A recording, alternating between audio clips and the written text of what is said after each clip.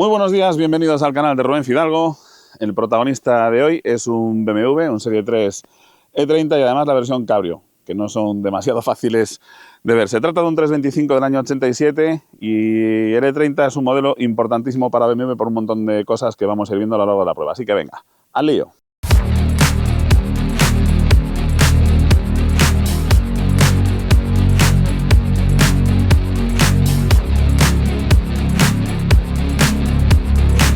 La denominación de la Serie 3 de BMW nace con el E21, la generación anterior a esta, y como sucesora de los 02, de los 1602, 1802 y 2002 anteriores. Y tiene cierto éxito.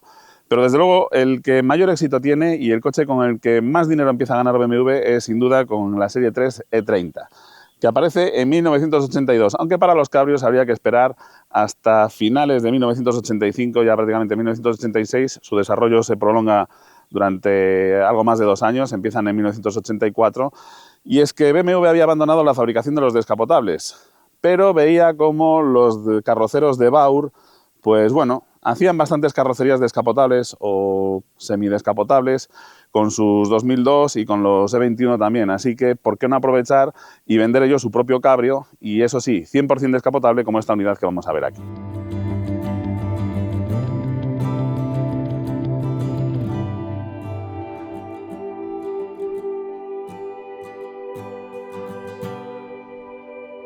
Aunque en el E30 se mantienen las líneas maestras del E21, se suavizan algo y la verdad es que consiguieron, para mi gusto, uno de los BMWs más proporcionados o mejor proporcionados que han existido. Porque, por ejemplo, un BMW Serie 6, que es un coche que a mí me vuelve loco, los 635 CSI, es un coche que parece estrecho para la longitud que tiene. Sin embargo, estos Serie 3, los E30, la verdad es que tienen unas proporciones casi perfectas. Y ahí está parte de la clave del éxito de que estos coches se hayan vendido muy bien y que además que hoy en día pues, también estén resurgiendo en cuanto a cotizaciones. Frente al E21 el cambio más llamativo está en el frontal. En el E21 la inclinación, el corte que tenían era mucho más acusado que en estos las líneas se han suavizado, los faros de igual dimensión, el de cruce que el de largo alcance y un poco más pequeños. De hecho, cuando se hizo el restyling de esta carrocería en el 87 es cuando se introducen los faros helisoidales para que pudieran tener la cantidad de luz necesaria para la homologación pese al pequeño tamaño del faro, en fin. Como digo, era un coche con una línea muy depurada y muy elegante.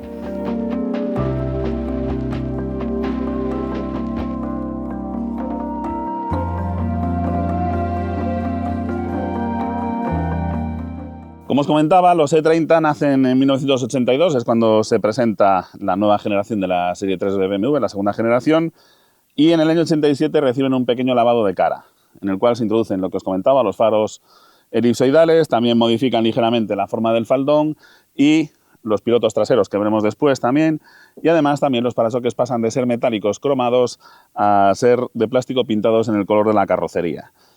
Este es una especie de entreseries y es que los descapotables fueron decalados algunos años con detalles que se prolongaron más tiempo. De hecho, los E30 se fabricaron hasta 1992, mientras que los cabrios prolongaron su producción hasta el año 94.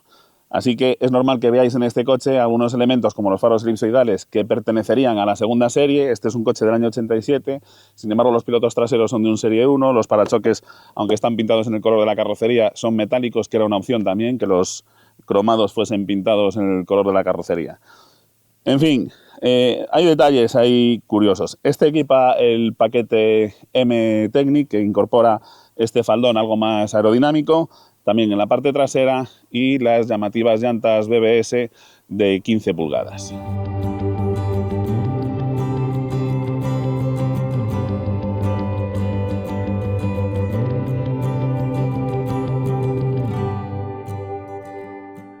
En la vista lateral de este descapotable lo que tenemos básicamente son las mismas líneas maestras que en el modelo de 2 puertas. Los Serie 3 E30 fueron los primeros en tener versiones de 2 puertas y de 4 puertas. Los E21 eran exclusivamente de 2 puertas y era una herencia de los BMW 02. De hecho, la denominación 02 venía precisamente haciendo referencia a esa condición de vehículos exclusivamente de 2 puertas. Con respecto a los Baur Top Cabrio, la diferencia que había en el descapotable que hace BMW es que, como os decía al principio, esto sí es un auténtico descapotable. En los Baur tendríamos un pilar B con un arco central, como en los Volkswagen Golf, por ejemplo, descapotables, y también un pequeño pilar C, y lo que serían los techos de lona retráctiles. Aquí se trata de un descapotable 100% y la verdad es que la línea del coche es muy elegante. Luego lo veréis cuando lo descapotemos y se vea toda la cintura completamente limpia. Es un coche de 4,32 metros de largo. Su principal rival en la época sería el Saab 900. Este coche se presenta a finales del 85 y el Saab 900 se presenta en el 86. De hecho, las unidades del 86, para que lo sepáis, están muy buscadas porque se fabricaron apenas un centenar de ellas y los Model Year 86 del Saab 900 Cabrio están muy cotizados en la actualidad por eso, porque se fabricaron muy poquitos y en el 87 ya modificaron ligeramente la estética del coche. El Saab 900 era más largo, estamos hablando de que pasábamos de los 4,32 metros de longitud de este coche a unos 4,7 aproximadamente del Cabrio, y lo que iba a hacer era que el Saab tuviera una mayor distancia y unas plazas traseras más espaciosas, un maletero también más amplio, una luneta de vidrio en lugar de esta de plástico y también un poquito menos de rigidez torsional. De hecho, los A900 flexaban bastante pese a que tenían un buen acero y también eran coches muy robustos.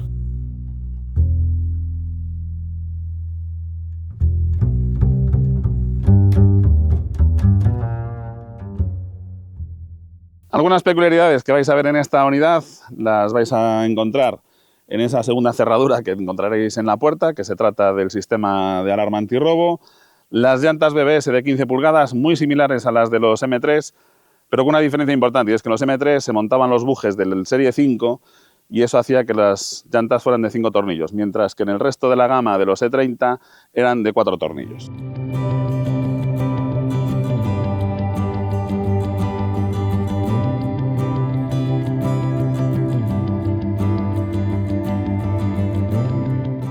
En la vista trasera de este Cabrio, las cosas más llamativas van a estar en el alerón, que era una opción y que venía junto con el pack M-Technic del faldón trasero. Como os decía, en el 87 se hace un lavado de cara de los Serie 3 E30, estos pilotos pasan a ser más grandes, el hueco de la matrícula pasa a ser distinto, y una curiosidad con ese cambio en la estética de los pilotos es que, mientras que en toda la gama del Serie 3 E30, los posteriores al 87, que se conocen como Serie 2, llaman los pilotos más grandes, en los M3 siempre se mantuvieron estos pilotos de la primera serie. ¿Por qué? Bueno, pues porque al ser un poquito más estrechos, esta franja inferior es más gruesa y permitía a los ingenieros de BMW introducir algunos refuerzos en la carrocería para reducir las torsiones en un coche que tenía bastante más potencia que el resto y que además iba a ser la base para vehículos de competición que iban a necesitar bastantes refuerzos en cuanto a la estructura. Otro detalle, lo que os comentaba, la luneta trasera plástica, que es relativamente un problema porque la visibilidad no es muy buena, requiere de ciertos cuidados y aparte de eso, si pasa mucho tiempo plegada a la capota, es fácil que cojan formas, arrugas y que luego se agrieten y se rompan cuando los capotamos de nuevo.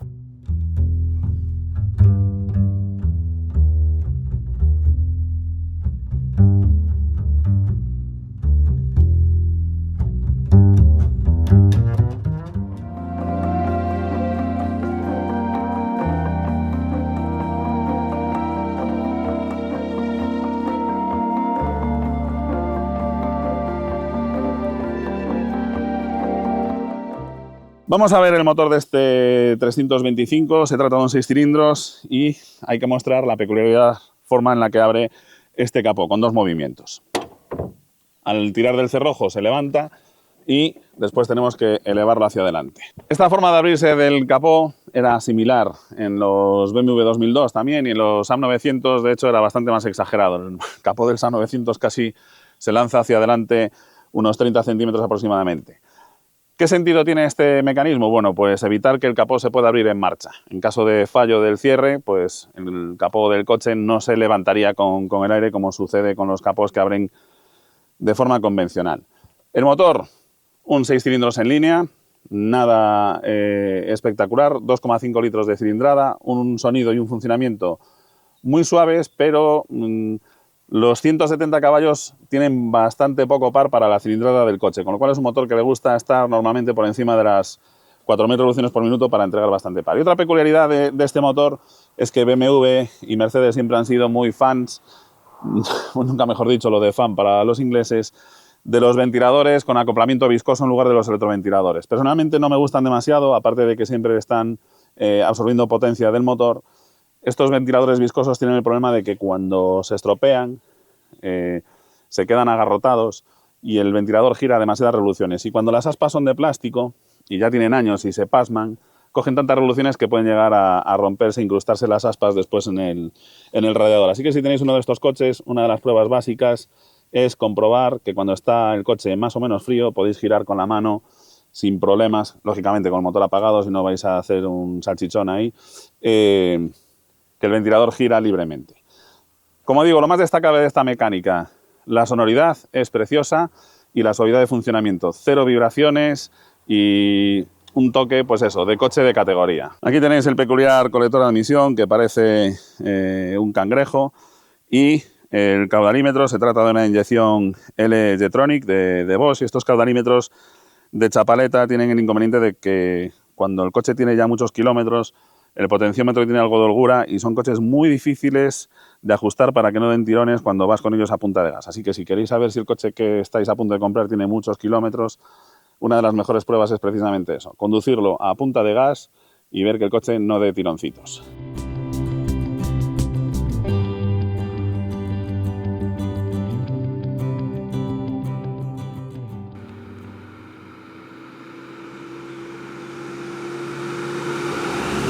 En esta generación de los E30 Cabrio había la opción de que la capota fuese eléctrica o en este caso manual, que tiene las ventajas de que bueno, envejece mucho mejor y no tienes después los problemas de mantenimiento de la capota eléctrica. Para quitarla, lo primero que hay que hacer es soltar estos dos cerrojos aquí delante y una vez que los tenemos sueltos, con ayuda de alguien, destensamos un poco la capota, ¿no? Para que nos dé margen aquí para recogerla. Cuidado con la luneta. Abrimos esta tapa de aquí, que esto sí que era una cosa que me gustaba mucho más en los BMW Serie 3 que en el SAP que tenía yo. En el SAP que tenía yo, la capota quedaba aquí recogida y después tenías unas tapas de plástico que tenías que ponerlas. El coche quedaba precioso con esas tapas de plástico, pero era mucho más engorroso que este sistema de BMW. Y luego ya así la vamos plegando. Cuanta más precaución tengáis al plegar la capota, mejor vida le vais a dar después a la capota para que no se os estropee. Y ahora esto ya queda completamente enrasado. Como os decía, en el SAP 900 después tenía que estar poniendo las tapas y la verdad es que era un trabajo bastante engorroso. Pero bueno, esta es la imagen realmente icónica del Serie 3 Cabrio. Como veis, una vez descapotado, el coche tiene unas líneas súper elegantes, es muy sencillo, no tiene filigranas, no tiene nada extraño, los ajustes y los alineamientos de la carrocería son muy buenos. Y un detalle llamativo es que en las puertas sí que tienen desviabrisas. En el SAP 900 que tenía yo, no teníamos este desviabrisas y sí que se producían bastantes turbulencias delante, aunque bueno, a mí personalmente en un descapotable sí que me gusta sentir el viento. De hecho, me negaba a montar los cortavientos traseros ni nada de esto. Me parece que cuando vas en un coche descapotable de lo que se trata es precisamente de sentir eso. Pero sí que es cierto que esos desviabrisas añadían bastante confort. Y sobre todo, el hecho de meter la capota debajo de esta tapa hace eso, que veamos un diseño súper limpio y mucho más elegante. Este coche fue un verdadero éxito, sobre todo en los Estados Unidos.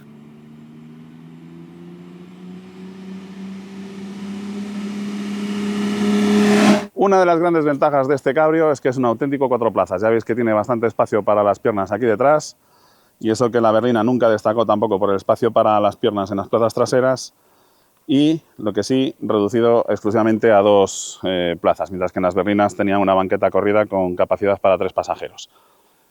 Delante, pues el salpicadero típico de los E30 orientado hacia el conductor, como en los E21, la consola central con los mandos de la climatización, en este caso el ordenador de a bordo, la radio, etcétera. Y luego ya el cuadro de instrumentos y la peculiaridad de que pese a ser un coche del año 87, ya equipa airbag, algo muy poco habitual. Aquí tenéis el cuadro de instrumentos también típico de los BMW, tanto de los E30 como de los sucesivos y también de la serie 5. Una información muy clara, un económetro que bueno, solamente nos sirve para asustarnos cuando estamos parados en un atasco porque el consumo se nos va hasta el infinito, y el peculiar sistema de semáforo para indicarnos la vejez del aceite y cuando nos toca el intervalo de servicio. Aquí arriba tenemos el check control en el que verificar pues si tenemos las luces de freno fundidas, aquí hay que pisar el pedal de freno para que haga el chequeo, la luz de matrícula, las luces de posición, el nivel del líquido limpiaparabrisas, el nivel de agua refrigerante y también la presión y el nivel de aceite. Con lo cual, pues bueno, aquí tenemos un checklist. y esta unidad, que está muy equipada, monta aquí en la consola central el ordenador de viaje, con los consumos, velocidad media, alerta de velocidad máxima, etcétera. La postura de conducción es cómoda, los asientos además en esta versión, que son los asientos deportivos que eran opcionales en el resto de la gama del E30, pues la verdad es que recogen muy bien el cuerpo. Se hace pequeño para los estándares actuales, porque el salpicadero es muy estrecho, con la mano llego hasta el aireador de la derecha, que es algo impensable en los coches actuales que han crecido una auténtica barbaridad. Pero bueno, la verdad es que el cuadro de instrumentos estaba muy bien orientado, todo nos quedaba a mano y una buena visibilidad. La columna de dirección no era regulable en altura, y una cosa que sí que me gusta mucho de estos descapotables es que realmente cuando lo conduces tienes la sensación de ir en un cabrio. En los descapotables actuales, por seguridad y también un poco por diseño, por hacerlo más corta posible la capota, los parabrisas vienen muy tendidos y tienes el parabrisas cubriéndote la cabeza. Yo aquí ya tengo la cabeza al aire libre y tengo una mayor sensación de ir en un descapotable. Hay algunos descapotables modernos en los cuales tú realmente es como si fueras aquí sentado, y la única sensación de ir en un cabrio es cuando miras hacia atrás y ves que no hay nada de carrocería por encima. Pero aquí ya, desde el propio puesto de conducción, ya tienes la sensación de ir en un cabrio.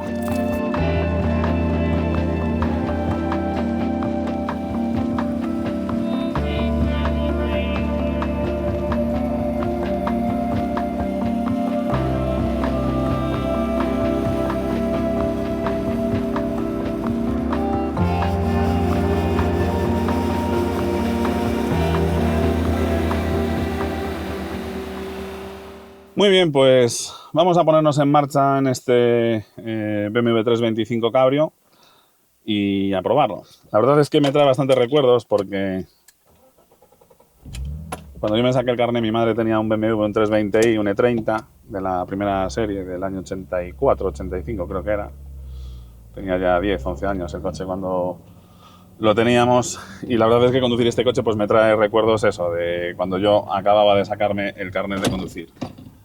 Aquel era un 320, tenía 129 caballos, creo que era la potencia que declaraban, y la verdad es que se notaba sobre todo eso, que era un motor con bastante poco par. Tenías que llevarlo por encima de las 4.000 vueltas para que aquello reaccionara. En este descapotable ya os digo que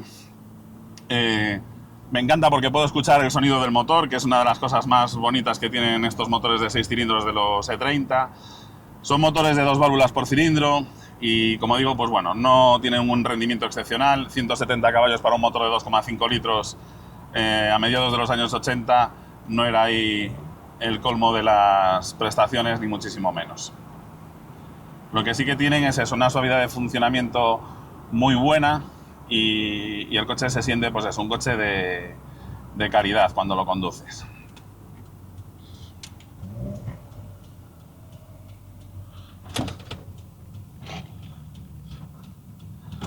Se nota que retuerce el chasis en el marco del parabrisas cuando tomas las rotondas y tal. Eso también me recuerda al San 900 descapotable que tuve. Un coche que echo muchísimo de menos, es el coche que más pena me da haberme tenido que deshacer de él. Lo tuve unos 5 años, en esos 5 años le hice casi 200.000 kilómetros, de los cuales la mayoría descapotado. La verdad es que Galicia es un paraíso para los descapotables, ya sé que la mayoría de la gente pensará lo contrario, pero cuando hace demasiado calor, los descapotables son un verdadero engorro. Sin embargo, las noches de verano o los días como hoy, que nos podemos meter por alguna carretera sombría como esa, o que hay alguna nube y hace que el sol no te pegue de pleno en la cocorota, pues son días en los que se disfruta una barbaridad. Por eso se venden tantos descapotables en los países nórdicos y sobre todo en el Reino Unido. Al final, lo que quieres de un descapotable es disfrutar del sol, pero un sol que no queme. Así que en Valencia, Andalucía, Madrid, un descapotable al final es más cómodo utilizarlo capotado y vas más encerrado que en un coche normal y con el aire acondicionado puesto.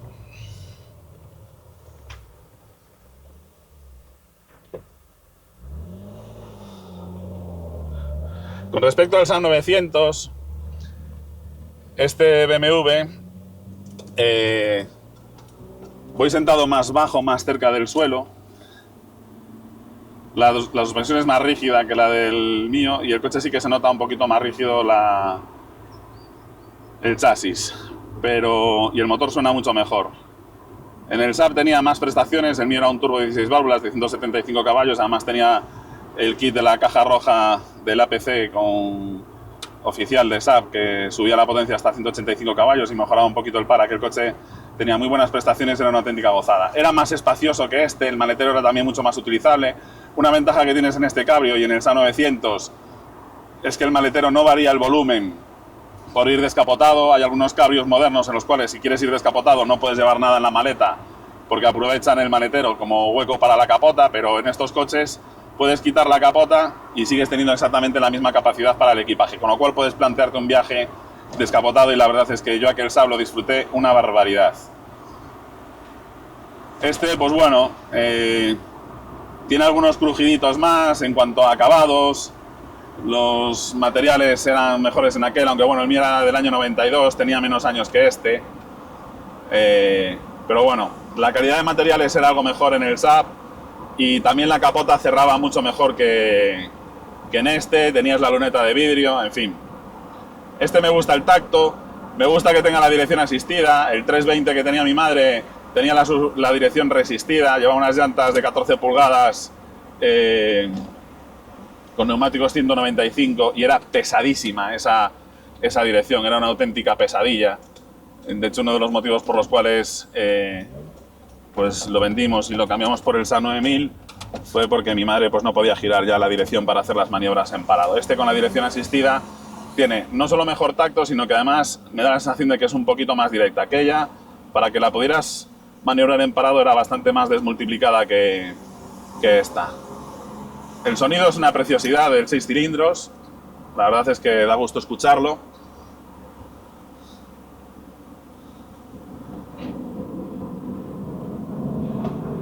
Los E30, una ventaja que tienen es que son ligeros, sin embargo en el descapotable con los refuerzos necesarios se nos va hasta 1300 kilos, es aproximadamente unos 150-170 kilos más pesado que el coupé, que la berlina de 2 puertas.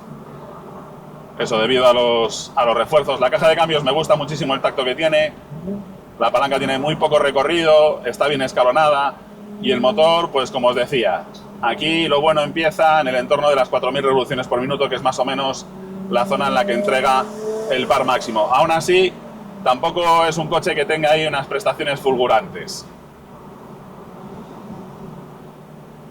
De hecho, por eso la gente ahora hay mucha psicosis con los 318 y S, que le rendían 140 caballos, son 30 caballos menos que estos, pero se nota menos peso en el eje delantero, es un poquito más ágil la dirección y esos 30 caballos de los 325 en conducción deportiva no le sacas mucha ventaja. La verdad es que sí que hay diferencia con respecto al 320. Aquí hay mucha más potencia que en el 320 que yo recuerdo. Pero bueno, sigue sin ser espectacular. Corre muchísimo más de lo que hace falta para... Aquí ya puedes perder todos los puntos del carnet sin problema. Pero como digo, no es lo que te esperas de un coche, pues eso, con 170 caballos, un motor de 6 cilindros de 2,5 litros de cilindrada, en fin. Vamos a meternos aquí en la zona de Chenlo. ¿Veis? El motor, pese a tener 2,5 litros de cilindrada, 1500 vueltas, le cuesta recuperarse.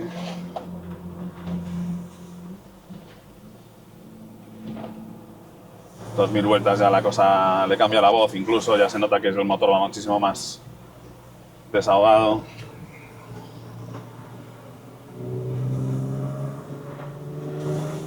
Qué maravilla de sonido, suena muy muy bien este motor.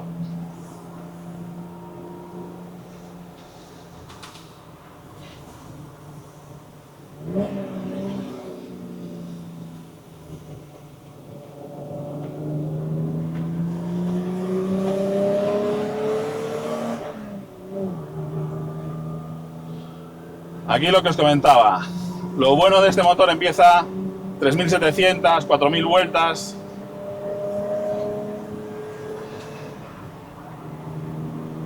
Es lo donde este 325 de 6 cilindros da lo mejor de sí y donde realmente, pues eso, aprecias ahí la potencia de de un motor bávaro. Los 325 ya llevaban frenos de disco en el eje trasero. En los 320 los frenos traseros eran de tambor, salvo que equipasen el extra del ABS. Si montabas el ABS, entonces ya tenían que llevar discos traseros sí o sí. Los frenos nunca fueron ninguna maravilla en los E30, ni siquiera en los M3. No tengo muy buen recuerdo yo de los frenos del nuestro, la verdad. Y ya te digo, lo que mejor recuerdo de aquel coche era eso, el sonido del motor, y que luego la línea de la carrocería, pues eso, siempre me ha parecido muy proporcionado el E30. Me gusta este descapotable. Tengo un amigo, Gustavo, que os he hablado de él ya en otros vídeos, porque en el vídeo, por ejemplo, en el que hice la comparativa de los W116, pues es el que tenía 450 SEL, y él tuvo un 325i descapotable, lo echaba mogollón de menos, lo recompró y dijo que la segunda vez, dice, al final eso, uno idealiza las cosas cuando lo tienes. El 325i era un cochazo en su día, pero después, la segunda vez que lo tuve, la verdad es que me decepcionó y no quería borrar del todo el buen recuerdo que tenía de él cuando lo había comprado en su día, y decidió deshacerse de él rápidamente. A mí me parece que es un coche interesante. Personalmente, en un coche neoclásico como es este, pues me parece muy interesante el tema del cabrio, sobre todo, como os decía, aquí en Galicia. Se disfrutan de otra manera los coches, no buscas tanto el apurar los vértices en las curvas, tampoco te lo pide la Guardia Civil. En fin, al final estos coches los disfrutas, pues eso, paseando por una carretera bonita como esta, con buena música, buena compañía. Acabo de escuchar un águila que está cazando. Ese tipo de cosas las percibes cuando vas en un descapotable, mientras que en un coche cerrado pues te pierdes todo ese entorno.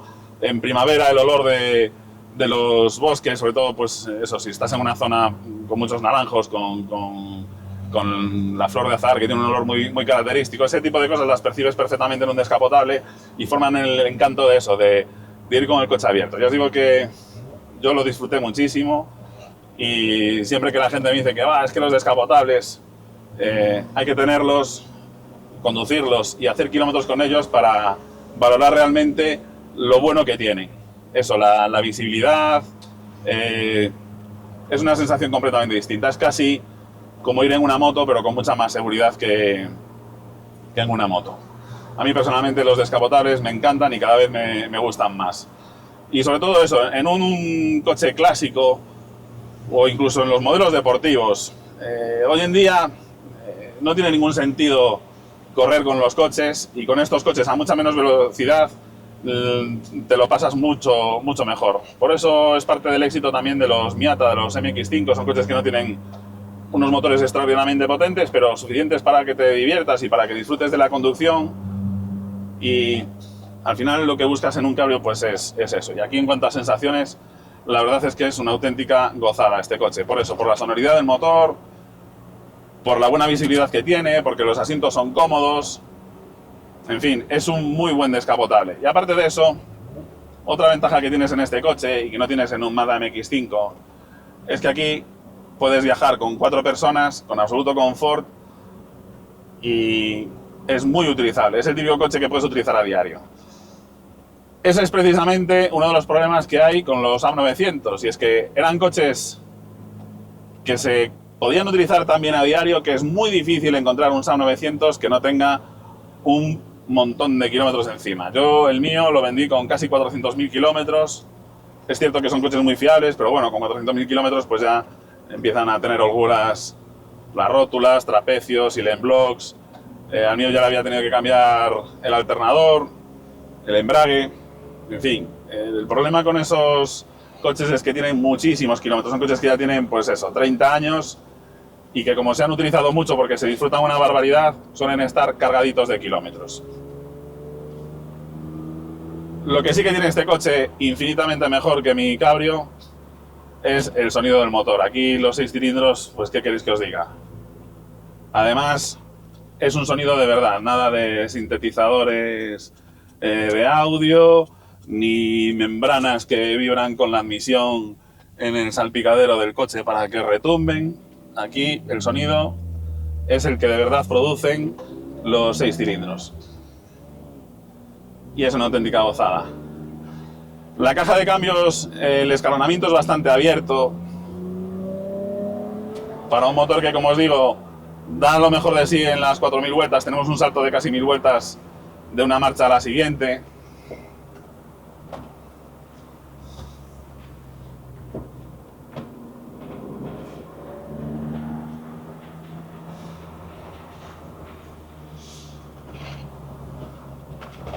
Se nota claramente más pesado que las versiones cerradas. Pero bueno, como digo, van muy bien estos coches y se pueden disfrutar muchísimo. Me parece un coche muy interesante para coleccionar por eso, porque en un único coche tienes un coche de 4 plazas que puedes utilizar a diario, un descapotable, un coche con unas líneas bonitas, porque bueno, los E30, pues me parecen de los BMWs más bonitos. La serie 3 probablemente sea la serie 3 más bonita que se ha hecho para mi gusto, por eso, porque lo veo proporcionado, no me parece un mastodonte de coche. Me parece que la proporción entre la anchura y la longitud es la ideal. Los 635, que es de los pocos BMWs que realmente me entusiasman, pues los veo incluso estrechos para la longitud del coche. Y sin embargo, este coche lo veo muy proporcionado y además eso, compactito. Estamos hablando de 4,3 metros de longitud. Es lo que mide hoy en día un compacto. En cuanto a extras, los cabrios venían más equipados que las berlinas, pero tampoco creáis que eran coches que venían absolutamente cargados de extras, porque era un coche muy caro, ¿de acuerdo? Este viene a tope, trae aire acondicionado, que no era de serie, trae la tapicería de cuero, que no era de serie, trae el airbag, el control de crucero, el ordenador de a bordo. En los cabrios básicamente lo que venía de serie eran, creo que los asientos deportivos, no estoy seguro, pero creo que los asientos deportivos sí venían de serie en los cabrios. Creo que la dirección asistida también venía de serie en los cabrios, precisamente por ese sobrepeso que tiene la carrocería debido a los refuerzos. Y los retrovisores eléctricos. El resto, hasta el cierre centralizado, se pagaba como extra en estos coches. Es más, en este modelo, que la capota no es eléctrica, es manual, incluso el interior de la capota viene sin tapizar. El Saab 900 que tenía yo, que en todos ellos la capota era eléctrica, bueno, mejor dicho electrohidráulica, porque lo que hacías era con la tecla accionar una bomba que movía después unos gatos hidráulicos que eran los que accionaban la capota. Pues como digo, los Saab 900 todos venían con la capota eléctrica y aparte de eso la capota cerraba mucho mejor y venía tapizada por dentro. Tú desde dentro no veías el arquillado de la capota, algo que en este coche pues sí que queda a la vista. En este, la luneta trasera de plástico, pues bueno, es una limitación en cuanto a visibilidad. Aparte de eso, el desempañado tiene que hacerlo con aire, no eran muy eficaces los desempañados. De hecho, por ejemplo, Porsche cuando saca los Targas, los primeros Targas tenían una luneta trasera de plástico, en una lona retráctil, y al final optaron por la luneta trasera tipo pecera, precisamente por eso, porque la visibilidad era muy mala, los clientes se quejaban, y entonces Porsche optó por ofrecerla como opción y finalmente la incorporó de serie en todos los Targa. Pues aquí lo mismo. Y es curioso que incluso en los E36, en la generación siguiente, seguían sin utilizar la luneta trasera de vidrio. Una ventaja que sí que tenían estos coches es que BMW ofrecía un hardtop para ellos, con lo cual al final tenías casi 2 coches, una berlina, eso sí de 4 plazas en lugar de 5, y un descapotable, pero hay muy poquitos, yo he visto muy poquitos con el hardtop todavía que lo conserven. Pero bueno, tienes esa opción que en el Saab 900 no existía. En fin, la verdad es que el coche tiene un rodar muy muy agradable. Hay mucha diferencia entre un 320 y un 325 en cuanto a prestaciones.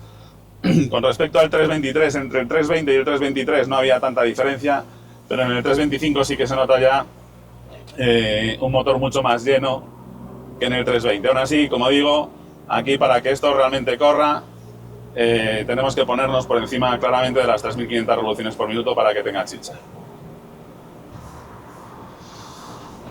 En fin, un coche muy recomendable. No están a unos precios exagerados todavía. Ya digo que en los E30 lo que es una auténtica locura son las cotizaciones de los 318 IS, de los 320 IS, que era el M3 para los mercados italianos y donde tenía una fiscalidad elevadísima, todos los motores que superaran los 2 litros de cilindrada. Pues para eso se fabricó el 320 IS, que curiosamente lo había tanto con carrocería de 2 puertas como de 4 puertas, y esos coches están a unas cotizaciones pues casi de M3. Los 318 IS no tanto, son todavía relativamente asequibles, pero bueno, con los 318 IS el problema que hay es que como casi todos los que lo compran es para quemarlos en tandas y tal, pues suelen ser coches que están muy maltratados y se ha abusado mucho de ellos. Los 325 suelen estar mejor cuidados, aunque también es cierto que los BMW S30 no se han empezado a cotizar hasta hace aproximadamente unos 6 años, y eso hizo que pasasen también su purgatorio. No tanto como los Opel Calibra, pero bueno, si vas a buscar uno, mi consejo es que lo revises bien, porque como digo, son coches que pueden haber tenido un pasado bastante duro.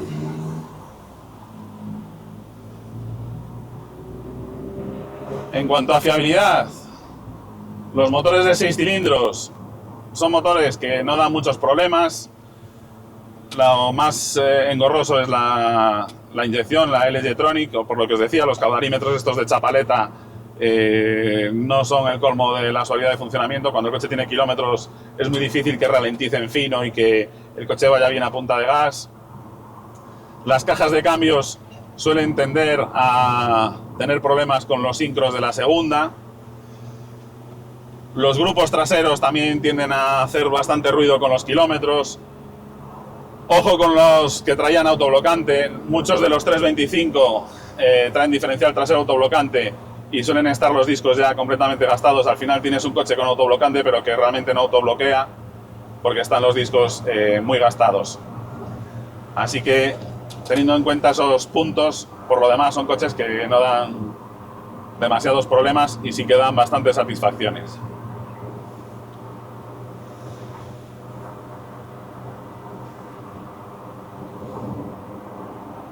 En fin, vamos a devolverle este coche a Santi, a quien le agradezco que me lo haya prestado para esta videoprueba. Además, hoy estamos teniendo bastante suerte, porque aquí en Vigo estos días está haciendo un calor infernal y hoy estamos a unos confortables 28 grados, ideales para un descapotable. Así que Santi, muchas gracias por prestarme este coche para recordar lo que era conducir un E30, aunque los he conducido posteriormente porque bueno, me los han dejado para probar, pero bueno, Cabrios es el segundo que conduzco y la verdad es que me gusta mucho, y además esta unidad está en muy buen estado. Se nota que no tiene demasiados kilómetros y que la han mimado bastante, lo cual pues bueno, se agradece.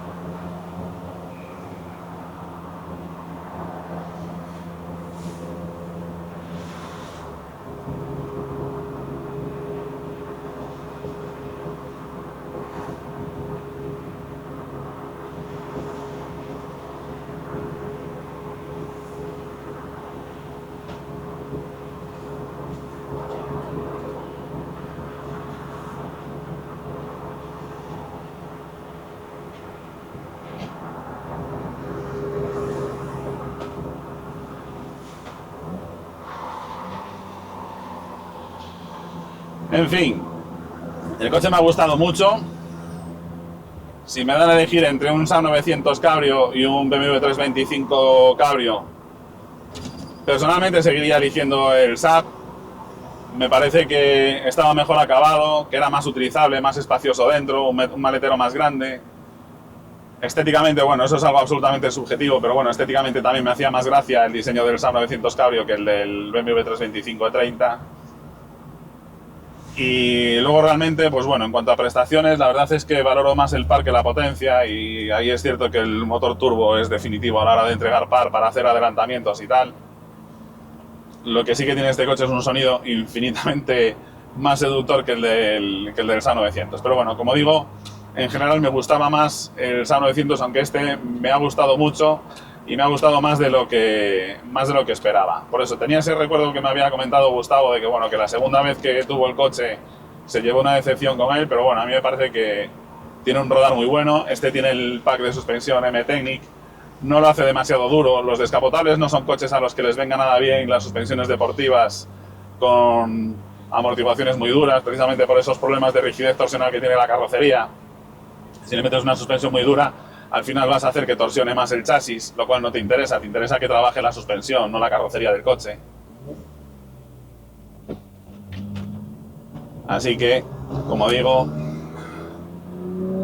ahí, 4.000 vueltas es donde realmente el coche corre.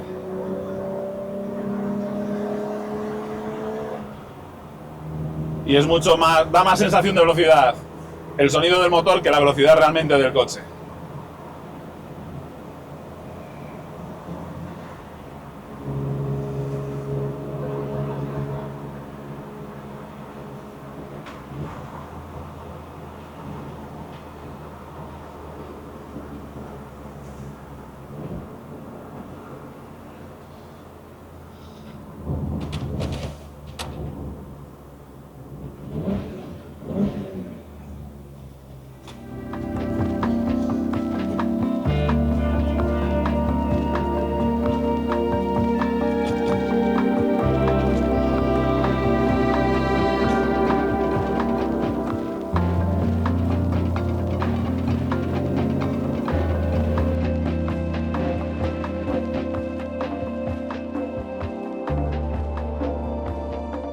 Bueno, pues esta videoprueba llega a su fin. No os vayáis porque os voy a dejar al final la ficha técnica con las cotizaciones de estos coches y alguna característica técnica interesante del mismo. Y toca emitir un veredicto y lo de siempre. ¿Qué cosas son las 3 que más gustan y las que menos gustan? Y por supuesto, pues teniendo en cuenta la opinión de Santi, que es su propietario. ¿A Santi qué es lo que más le gusta del coche?